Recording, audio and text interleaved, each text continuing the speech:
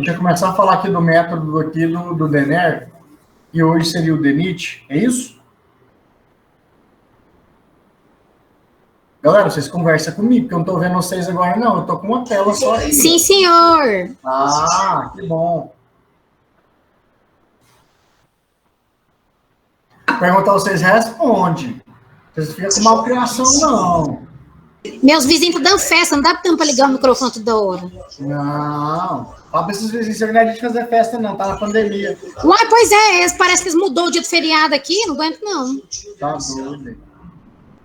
Então tá, vamos lá, pessoal. Vai ter um pouquinho de barulho de carro, porque eu tô num lugar meio barulhento aqui, mas dá pra gente seguir aqui numa boa. Então tá, olha só. Nós temos aí, então, como método também, para cálculo, né, nessa parte de estradas aí, a condição do DENIT, né, que seriam essas condições aí que nós temos, né, atualmente aí, do Departamento Nacional de Infraestrutura de Transportes Terrestres aí, né. Então temos essa parte aí. Que fazem as legislações. E para nível de órgão federal, nós temos aí o DENIT, né? Bom, tínhamos antigamente o DENER, que é o Departamento Nacional de Estradas e Rodagem, que hoje ele se transformou no DENIT. As normas para o projeto de estradas e rodagem, elas colocam as condições de distâncias mínimas de frenagem. Hoje, quando a gente pega o Código de Trânsito e vai analisar esse Código de Trânsito, a gente olha diretamente e vê o seguinte, que o Código de Trânsito, ele diz que dentro das vias urbanas, a gente tem uma distância de segurança do veículo que está à nossa frente, que é de 10 metros, né? Então, por que esses 10 metros? Normalmente, as vias dentro do perímetro urbano, você trafega nelas a uma velocidade de 40 km por hora. Dentro dessa condição, então, de estar a 40 km por hora, se torna aí, então, factível, né, e até mesmo passivo de acontecer a distância de frenagem ali, né, do obstáculo, tá bom? Então, dentro dessas condições aí, nós temos algumas letrinhas a serem analisadas.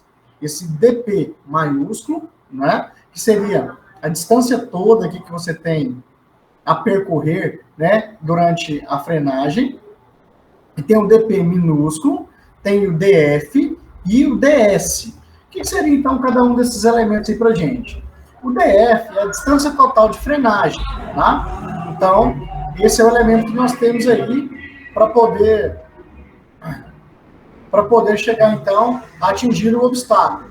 O DP minúsculo, distância percorrida durante o tempo de percepção. É aquele momento que você olha, quando você olha, o carro não está parado. Você entendeu o que é a situação, que você precisa fazer a frenagem. Então, nesse pequeno tempo, o seu carro ainda está deslocando. Então, seria essa distância percorrida durante o tempo de percepção e reação do motorista. DF, distância percorrida durante a frenagem. Ou seja, pisei no freio, bruscamente, aquela marca de pneu que fica ali no asfalto, né? Digamos isso, para ficar bem claro para vocês o que seria a distância de frenagem. DS seria, então, a distância de segurança. Você freou, parou antes de atingir, então, o obstáculo. Então, o tempo de percepção adotado é de 1 segundo, o tempo de reação é de 1/3 de segundo, né? E V, então, seria a velocidade do veículo. Então, cada um desses elementos aqui que compõem essa formulazinha, né, recomendada pela norma, então, ela tem uma forma de ser calculada. O DP, 4/3 da velocidade, né? O DF é velocidade ao quadrado dividido por 2G vezes F, né? Onde F é aqui um valor considerado aqui de 0,4, tá? Um fator já determinado. G seria a gravidade, 9,8, em alguns casos adota-se 10, tá bom? E velocidade aqui, então, né? Ele colocou aqui que a velocidade em km por hora aqui, dividido por 3,6, para achar a velocidade em metros por segundo. Então, a velocidade normalmente ela é dada em quilômetros por hora. Você transforma ela, então, tem que transformar, tá, gente?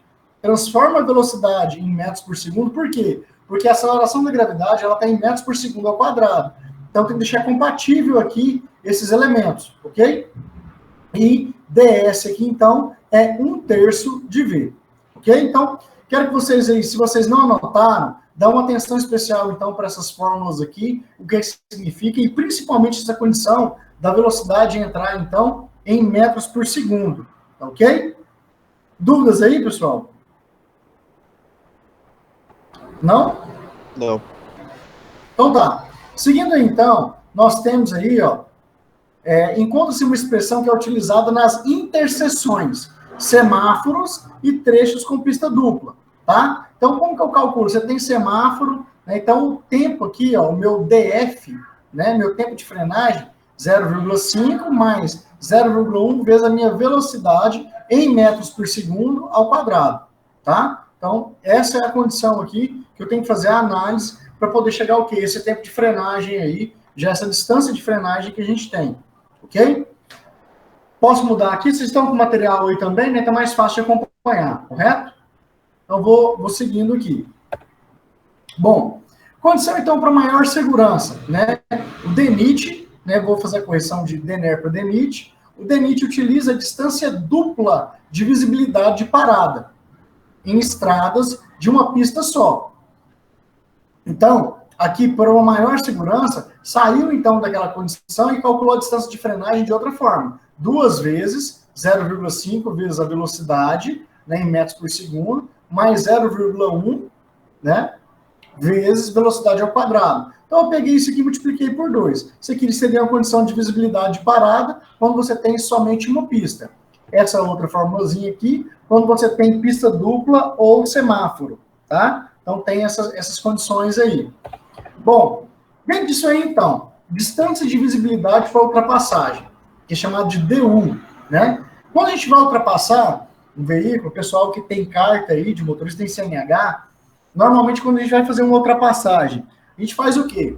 A gente abre um pouquinho, né? Coloca ali a cabeça um pouquinho inclinada ali na direção oposta, né? Que os veículos estão vindo contrário à nosso segmento, e dá aquela avaliada. Vem carro? Não, não vem carro. A segunda avaliação que você faz é o quê? Não, o tempo que eu tenho dá para ultrapassar, a distância que eu tenho aqui é passiva de ultrapassar. A gente faz um cálculo rápido mental, né, disso e entra para poder, então, fazer essa condição da ultrapassagem. Então, o que ele coloca para a gente aqui que seria essa distância de visibilidade para ultrapassagem?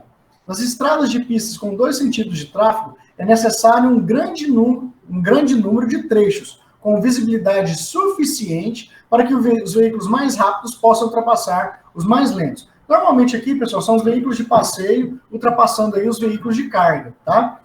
Para uso, então, no projeto, define-se como distância de visibilidade de ultrapassagem, DU, a distância necessária para que um veículo possa executar a manobra de ultrapassagem de um outro veículo com segurança. Então, é essa questão que a gente estava falando. Vou avaliar o espaço que eu tenho, ele é suficiente, né? E a velocidade que eu ultrapasso tranquilamente ou tenho que aumentar essa velocidade, né?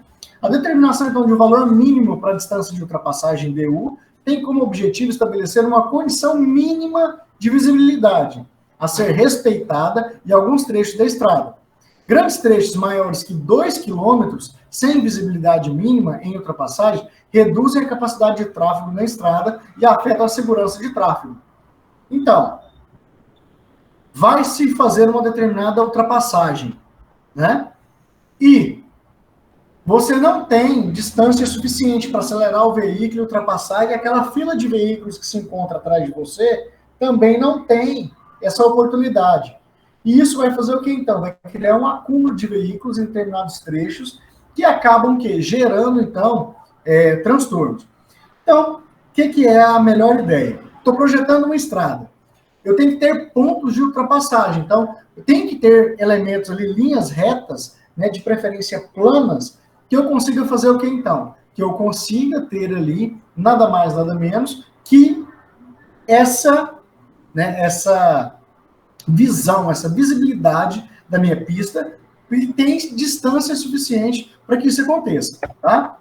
Bom, dentro da condição, então, do método americano, né, que a gente analisou e viu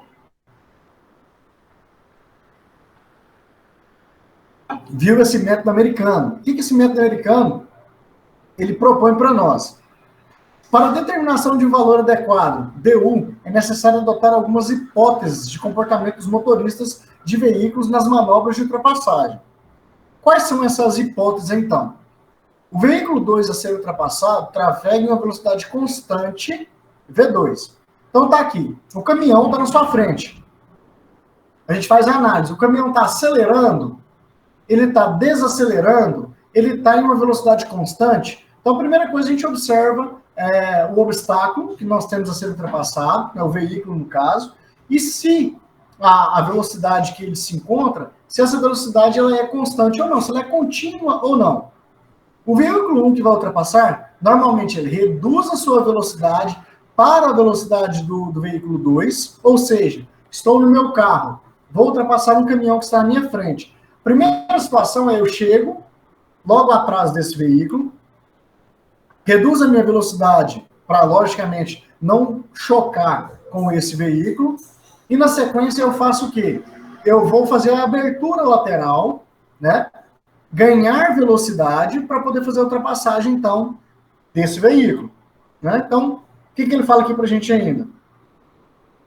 Quando aparece um espaço suficiente, o motorista gasta um certo tempo de reação e inicia a aceleração do seu veículo para ultrapassagem. Na sequência, o veículo 1 ultrapassa, executando uma manobra pela faixa de tráfego no sentido oposto. Ele acelera o seu veículo durante o tempo de ocupação da faixa esquerda, obtendo uma velocidade média de 16 km por hora, mais alta que a velocidade V2 do veículo ultrapassado. Quando o veículo V1 termina a manobra, voltando à sua faixa de tráfego, haverá um espaço de segurança D3 entre o veículo 3, né, que vem no sentido contrário. Ou seja, o veículo que está vindo na minha direção, quando eu retornei à pista de origem, fiz a ultrapassagem e voltei, eu ainda tenho um espaço de segurança entre o meu carro e o veículo que vem no sentido oposto. Então, isso é exatamente isso aqui, pessoal, ó, na questão de manobra que ele está mostrando para a gente. Veículo 1 chega atrás do veículo 2, certo? O veículo 2 continua deslocando. Então, o veículo 1 faz o quê? Ele se porta à pista oposta, o veículo 2 continua caminhando, o veículo 1 ganha velocidade, ultrapassou, né? Então, vem aqui o veículo 3, né, nesse sentido. Então, essas distâncias, D1, né? D2, D3 e D4. Então, o DU é a somatória de todos esses elementos aqui que nós temos, tá? E aqui nós temos o quê? 1/3 de D2 e aqui 2/3 de D2, a somatória dando, então, o valor completo aqui de D2. Isso do método, né, americano, ok? Então, a gente acabou de mencionar aí que DU é a somatória de todas aquelas distâncias mencionadas ali, então, anteriormente. Onde D1 é a distância percorrida durante o tempo de reação e aceleração, em metros. A distância D2, distância percorrida pelo veículo 1 durante o tempo em que ocupa a faixa de tráfego oposta. D3, distância de segurança. E D4, distância percorrida pelo veículo 3, que trafega no sentido oposto, né? E aparece no instante que o veículo 1 acha que não tem mais condições de desistir da manobra. Então, ele tem que acelerar ali mesmo para poder, então, entrar ali e completar esse elemento. Como que eu calculo, então, D1? Cada um desses elementos aqui tem uma formulazinha, então, para a gente poder calcular. D1, ele é dado por quê? 0,278, né? Vezes o tempo 1, né? O tempo aqui da manobra inicial, vezes a velocidade, né, que eu tenho de ultrapassagem, menos a diferença de velocidade entre o veículo 1 e o veículo 2, normalmente adota-se 16 km por hora, tá? Normalmente adotei, então, esse valor, tá bom? O A é a minha aceleração média, T1, tempo, então, de aceleração inicial, que ele é tabelado, já está definido aqui pra gente, tá? Dividido por 2. Então, isso aqui é o cálculo do meu D1. O meu D2, ele é o quê? 0,278 vezes a velocidade, vezes o tempo que o veículo 1 ocupa a faixa oposta. O tempo que você fica ali, então, para fazer a ultrapassagem na faixa oposta, tá? D3, valor tabelado. D4, 2 vezes D2, então preciso calcular o D2 aqui, 2 vezes D2 dividido por 3. Então, é esse aí o valor que nós temos aqui para esses elementos, tá? Então, aqui, os valores que são tabelados aqui, né, que nós temos, né? valores de ultrapassagem médios, 56, 70, 34, 99. Então, eu tenho aqui os elementos disso, né? O meu D1, o meu T1, tem aqui, então, cada um desses valores aqui que são necessários aí para a gente poder fazer o cálculo desse DU, ok? Bom, seguindo aí, então, nós temos aqui ainda o método do DENIT, a condição de avaliação para a manobra de ultrapassagem pelo DENIT. O que seria isso, então?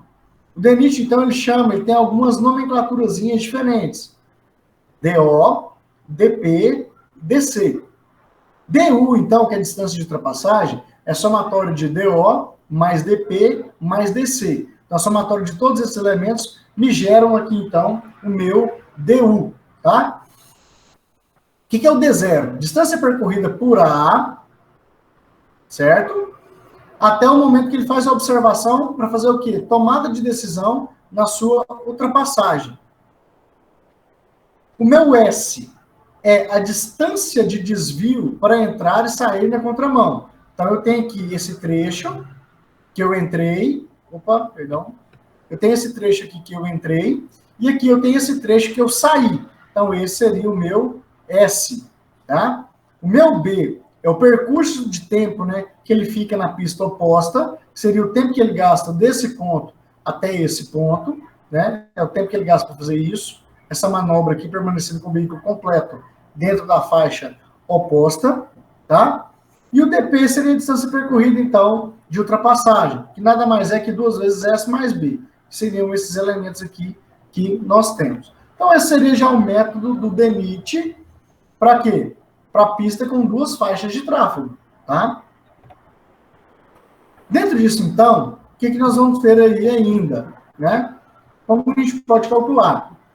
DU pode ser velocidade vezes 1,25 mais 0,5 raiz de velocidade dividido pela aceleração.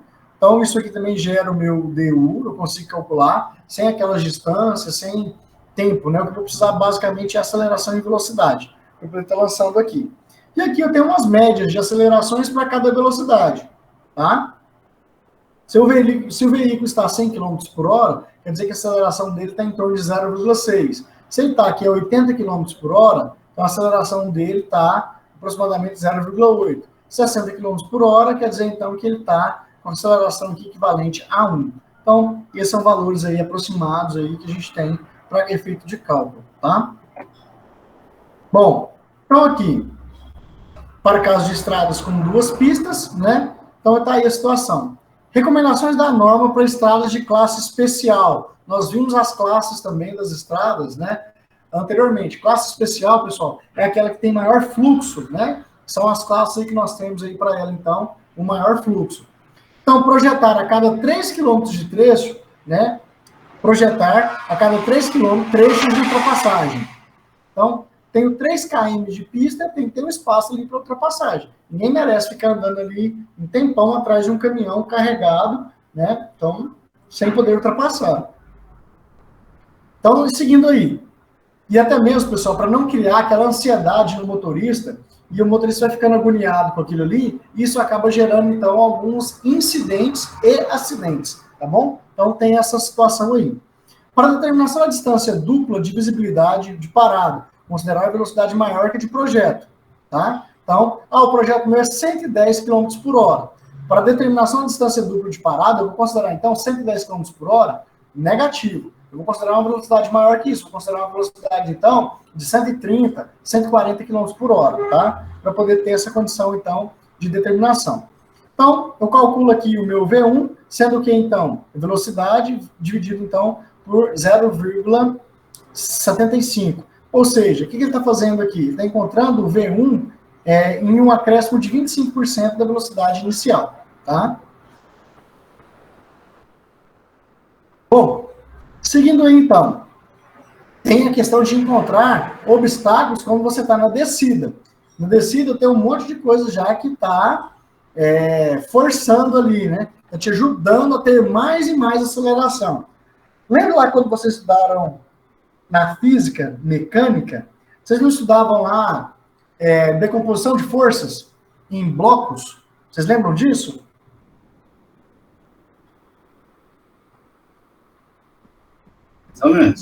Vocês tinham ali um bloquinho aqui, ó, que vocês faziam decomposição dos esforços. Lembra dessa parte? Você pegava aqui, criava um plano cartesiano, colocava, né, Px e Py, mas vocês calculavam Px e Py, certo? Para baixo, nós temos aqui, então, a ação desse esforço, do chamado, então, Px, né, do peso em x. Quando você faz a decomposição da força peso, né, então isso gera para você Py e Px. Px é quem está fazendo o quê? Dando, né, a esse veículo nessa posição, porque se estivesse subindo era o contrário, né? Então, para essa posição, o Px, ele favorece, então, o acelerar desse veículo. Se tivesse aqui uma aclividade, estivesse subindo aqui, né? Se tivesse em aclive, né? Essa situação. O que a gente teria aqui, então? Teríamos o Px forçando o meu elemento para trás. Se ele parasse lá no meio da subida, o carro ia por si só voltar e descer. Por que o carro voltaria? Voltaria por incidência, então, dessa força chamada de Px. Ok? Então, D0, distância percorrida durante a percepção da reação, DF, distância percorrida durante a frenagem. Ok? Tempo de percepção aqui para o método, então, para o método americano, 2,5 segundos. Está dentro do método do DENIT também. Então, D0 é 2,5 vezes a velocidade. Logo, então, a distância percorrida vai ser o quê? 2,5 vezes V, que é a velocidade, mais velocidade ao quadrado, dividido aí por 2 vezes a gravidade, vezes o quê? Eu tenho aqui FL, mais ou menos I. I seria inclinação. E o meu FL seria o meu fator de atrito, que eu vi ele lá na semana passada. Beleza? Galera, ficou aqui, então, os exercícios. Nós temos aí, são 1, 2, 3, 4, 5, 6 exercícios, para que fossem feitos aí. Fizeram os exercícios? Sim, senhor, são 7. 7? Aqui. É porque a folha tem 2, não é isso? Isso, um é a última. 2, 3, 4, 5, 6, 7. Isso. 7 exercícios. Beleza. Galera, dessa aula aqui, o que eu quero de vocês? Vou fechar aqui a apresentação. Dessa aula, o que eu quero, que eu até adiantei, a gente ia fazer na aula os exercícios. Já adiantei para vocês aí os exercícios, né? Tiveram dificuldade para realizar algum dos exercícios? Muito simples eles, né? Aparentemente. Ou chegou. Sim, tem umas pegadinhas. Não tem. Não, gente, para com esse negócio de pegadinha. Não tem pegadinha. Interpretação, na verdade. Interpreta exatamente isso. Não existe o modelo de interpretar. É porque a gente pega mania, né? Então chega, porque a vida aqui fora tem mais pegadinha. Vocês vão ver que o cliente, às vezes, ele é sacana. Ele te passa um projeto, explica tudo que ele quer, na que você entrega, ele quer mudar tudo que você entregou para ele. Isso sim é pegadinha, tá? Então, Marcos, eu estou mentindo? Você que mexe com os projetinhos aí, de vez em quando? Seu microfone está desligado. É pegadona. Você perde ali um final de semana inteiro fazendo um negócio, chega lá e mostra pro cara tudo do jeito que ele explicou, do jeito que ele quis. Aí ele resolve mudar tudo. Basta ele mudar uma parede de lugar, um pilar, aí complica tudo. Desanda a coisa. Aí você tem que refazer o projeto todo. E quando você está com a obra marcada, furada, concretada a fundação, e o cliente resolve mudar ela? Deslocar a casa inteira. Não, mas isso acontece? Acontece, eu fiz um esses dias agora. Fundação pronta, tudo marcadinho, arrumadinho, concretado. O cliente chegou lá, aí que ele teve ideia de dimensão, porque normalmente o cliente é assim, ele tem ideia de dimensão só depois que você faz alguma coisa na obra. E ele viu que os corredores laterais da casa não estavam do tamanho que ele queria. Então, um estava grande demais e o outro estava pequeno. Então, ele pegou e fez o quê? Resolveu deslocar a casa inteira 25 centímetros para o lado, para poder dividir o espaço. Pois é, e o material? De tudo. Tem que refazer a fundação inteira. Tem que fazer reforço dos pontos todos. Trabalheira, hein? Não, e o pior é que aí você vai recalcular o valor prestado no seu projeto inicial, né? Aham. Aí ele não quer pagar, né? Exatamente. Aí ele não quer pagar. Esse sempre vai ser um problema. Sempre vai ser um problema isso para nós, gente. A gente tem que ter tudo muito amarrado. Tudo muito amarrado. Tá? Então a gente tem que... Acho que até na semana da engenharia, eu vou fazer uma proposta de ministrar um mini curso sobre contratos de obra. Para vocês que estão... Nossa, excelente. Vocês não tomar tanto prejuízo na vida. Né? Não aprender pagando. Então, essa é uma ideia aí para a gente passar isso para vocês. Galera, essa... Só um minutinho.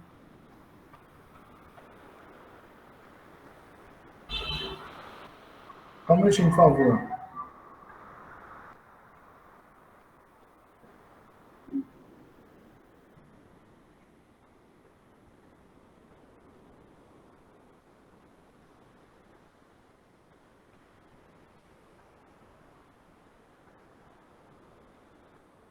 Gente, só fazer uma pergunta aqui. Eu fiquei sabendo agora, não sabia. O que aconteceu com o Yuri Humberto? Alguém sabe aí? Alguém colega dele aí sabe dizer? Não tô sabendo de nada, não. Você tá preso, você tá na cadeia. Tá. Não, beleza, então. Depois eu me informo aqui certinho. Também até para mim não falar bobagem. Eu já imagino, já. Não morreu não, gente, tá? Fica tranquilo. Não, é porque a gente já imagina, já conhece muito tempo, a gente já... Entendeu? É só para... Parece que ele sofreu um acidente de trabalho, alguma coisa assim. Né? Informaram aqui, mas eu não tô muito a par, não. Agora eu tomo fé da situação. Galera, então, vamos lá. Já está tudo pronto mesmo. Vou abrir aqui no Classroom uma atividade para vocês postarem. Vou abrir ela com tempo reduzido, tá? Já está pronto mesmo, é só o tempo de vocês já lançarem a atividade aí. Um minutinho, por favor. Mas eu não fiz esses exercícios, não. Falou que ia fazer na sala. É para postar só os exercícios? Ou... Só os exercícios. Não, valeu. Eu vou pôr ele até meia-noite, Igor. O que você acha, Igor? É o Marcos que está com dúvida. Eu perguntei, Everton. Então eu vou pôr ele até meia-noite. Ótimo, tá bom demais. Tá? Não, porque vocês já fazem, põem lá e fica tudo certo. Não precisa colocar a nota de aula, porque os exercícios refletem tudo que a gente conversou na sala, né? Então eu quero que vocês façam os exercícios e postem as resoluções deles lá, tá? Então, projeto de estradas... O resumo da aula, então, não precisa pôr, não é isso? Hã? O resumo da aula não precisa postar. Não, porque os exercícios, eles refletem o resumo da aula, certo. Tá?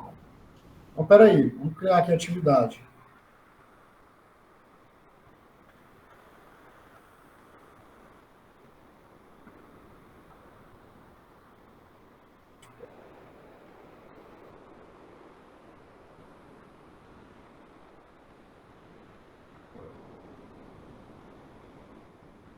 Hoje são 8 de 9 de 2021. Exercícios.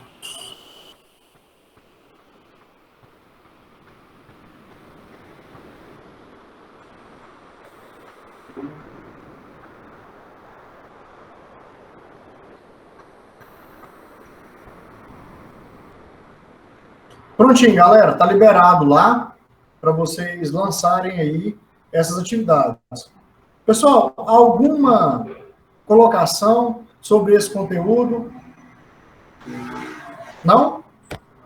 Então tá. Eu vou mandar para vocês. Deixa eu só ver se eu já mando agora.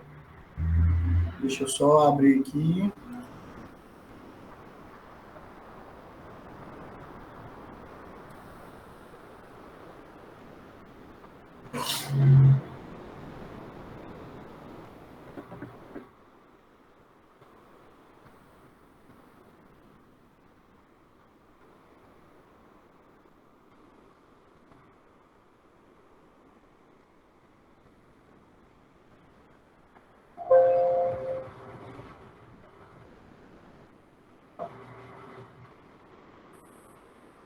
Vou mandar para vocês aí um material que chama Tráfego e Veículo de Projeto.